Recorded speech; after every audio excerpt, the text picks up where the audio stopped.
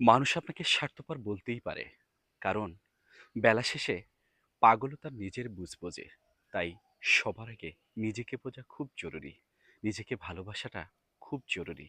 কারণ এক যে অন্ধ আছে, চোখে দেখতে পায় না, বেলা শেষে সে নিজের ভালোবাসাটুকু সে বুঝতে পারে। কে তাকে অবহেলা করলো, কে তাকে ঘৃণা করলো, কে তাকে কষ্ট দিল, সেও সেটা বুঝতে পারে।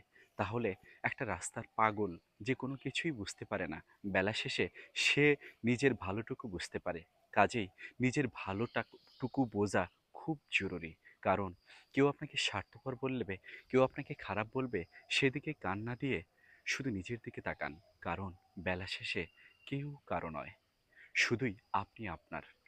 কারণ দেখুন, আপনার খুব কাছের মানুষগুলো যারা আপনাকে প্রতিনিয়ত স্বার্থপর ভাববে এবং স্বার্থপর বলবে, তারা আপনাকে প্রতিনিয়ত হিংসা করবে। দেখা যাবে আপনার কোনো কাজে বাধা দেবে। কাজেই সেগুলোর দিকে না তাকিয়ে আপনার যে কাজটুকু, সেই কাজটুকু খুব সুন্দরভাবে মনোযোগ দিয়ে করবেন। আর অবশ্যই সবার আগে নিজেকে ভালোবাসবেন। মানুষের জন্য কিছু করবেন, তবে নিজেকে বিসর্জন দিয়ে নয়। নিজের সম্পূর্ণ খেয়াল রেখে, নিজেকে ভালোবেসে, নিজের জন্য কিছু অবশিষ্ট রেখে তারপর মানুষের জন্য করুন। ভালো থাকুন, সুস্থ ও সুন্দর থাকুন। আল্লাহ হাফেজ।